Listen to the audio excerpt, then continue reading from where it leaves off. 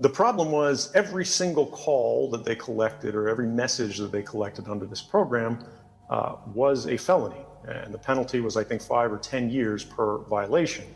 And they had committed this crime billions and billions and billions of times. So law passes and wipes away all the criminality and says it's okay now. And the reason this is passed in the face of a scandal, the whole reason this could go, people could authorize this when they were outraged, because you have to remember at this point, George Bush is a very unpopular president. They all dislike him. But every politician is afraid of being accused of being soft on terrorism. And what they got was they extracted an agreement from the president who would simply say, this program is no longer going to operate. We're going to shut this down. We're not going to do this anymore. Well, the funny thing about this Inspector General's report that I found so many years later, which is published, by the way, in the Washington Post, if you want to read it. It's a very interesting document. It's a secret history of how all these programs came to be. They didn't actually shut it down. The president lied, and the people in Congress who knew about it kept their silence. What they actually did was they took the part of the program that the journalists had discovered and written about, and they shunted that off. But the much larger bulk of the same program, they simply renamed and made even more secret and continued in a new way under a slightly new legal authority under this stopgap measure law that had been passed. What had previously been called Stellar Wind, that was the code name for it, or the President's Surveillance Program, was now split into two. The Terrorist Surveillance Program, which was renamed because the public found out about it and they wanted a nice name for it. And then the President's Surveillance Program, which continued and became the mass surveillance that I eventually discovered only on Be Positive told the world about through journalists. Now, a lot of people will look at this and they'll think about the fact that the government constantly lies when they're exposed. They just find an excuse and they extend these programs, they rename these programs, they keep operating. And it's, this is what we should expect, and this is how it will work, and this is how it is happening. But people become disempowered, they become hopeless, they think it doesn't matter, they think it wasn't worth it, right? I'll never be able to go home again, shy of basically a presidential pardon or a change in law that will allow me to get a fair trial. Because for those who don't know, the only reason I haven't gone back to the United States and to face trial for this is the jury is actually prohibited under the laws that I've been charged under from hearing why I did what I did and deciding whether that was right or wrong. There is no way to make any kind of defense that what you were doing was moral, even if it's unlawful, and to have the jury decide that question. But the point is, people get disempowered, right? And they go, it's hopeless, we can't make any progress. But this actually comes back to that atomic moment. All the darkness we see in the world, all the problems with technology, think about the nuclear era and all the harms that visited upon the world. And then think about what nuclear energy does for us today. And I'm not just talking about nuclear power plants, right? I'm talking about our science, I'm talking about the progress that's been built upon it. We have, in many ways, tamed these forces. We do not control everything, right? And there are still disasters, both of engineering and of judgment. But what I want to point out is that since those stories of 2013 that were on the front page of every newspaper, they were on every news channel, everybody in the room probably thinks Facebook is spying on them, and you're absolutely right. So is Amazon, so is Google, so is the phone in your pocket, so is everything you use, so are the ad trackers in every app you install, even if it's like Angry Birds, right? But now we're aware of the problem. And everyone who works in any kind of study or research understands that defining the problem is one of the hardest parts of resolving the problem. And since 2013, we have seen something of a renaissance in digital security. It was very difficult to get any kind of security research funded or products purchased, or basic changes in protocols and infrastructure and programs and applications, just the whole way the world works. People resisted this quite strongly until they saw how uneven the playing field was. And then they thought, wait, if our governments are doing this, so are adversary governments, right?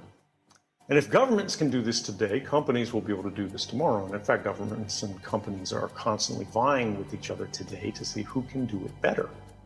And most of the government's best hacking tools and technologies today are not developed in-house in the United States or Canada or any other country. They're actually purchased from industry, people who previously worked for government, and then they left and they developed the same kind of weapons, and then we have a new digital arms trade. But this awareness of the problem led to a new effort to resist these abuses and to create new safeguards and new protections. Before 2013, one of the most important stories about 2013 that people hadn't really understood, everyone in academia who worked in technology understood it was theoretically possible and it was quite trivial to do, but we didn't have evidence there was a real world attack that was happening in developed, open, free societies. We thought this was something that belonged to authoritarian regimes. And this is that all of the communications that you're engaged with every day, you send someone a text message, that's going over SMS, right? SMS is unencrypted. You pick up the phone and call someone, that's an unencrypted call, right? When it's going over the long-haul phone network. Only on Be Positive. You to your nearest cell phone tower is encrypted, right?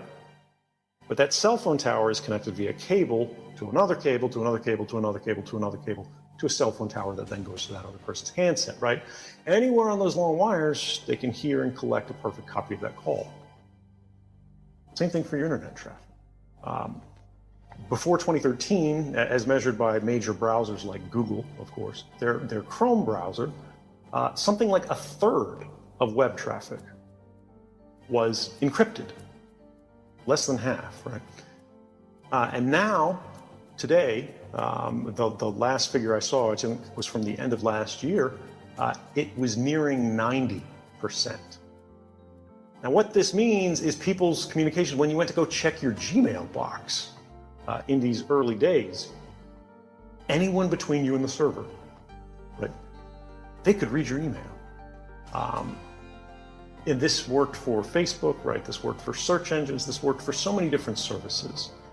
It was only things that really were tied very strictly to commerce, where they were encrypted strongly while they were in transit, right?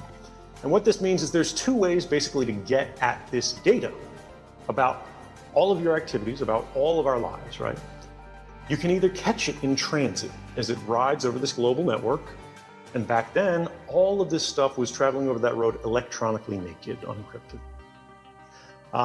Since then, we've started armoring it. We've clothed ourselves as we cross this hostile path by encrypting our communications by default. But we still have the Google problem. We still have the Facebook problem, right? We still have all of these problems. Amazon runs half the internet now, even though people don't see it because it's on their web services.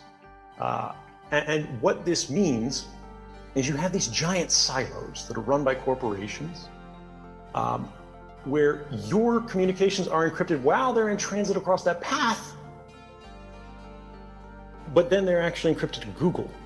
And when they reach that destination at a Google server, they're being encrypted with a key that Google holds. Google can now read everything because they want to mine this for data.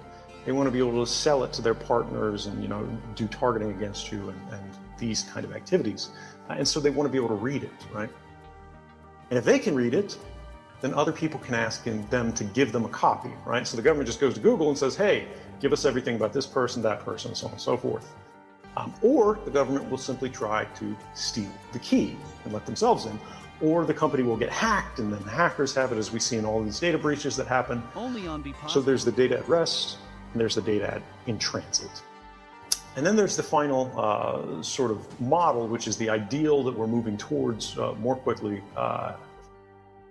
with each passing day, which is where the source and destination of the communication are being encrypted from one point to the other, right? So this is, you're talking to someone on your phone, and you're not using normal SMSs, right? Most people are using a messenger like WhatsApp or Telegram,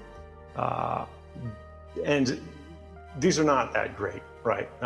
But they're much better than SMS. Or they're using something even better like Signal by Open Whisper Systems.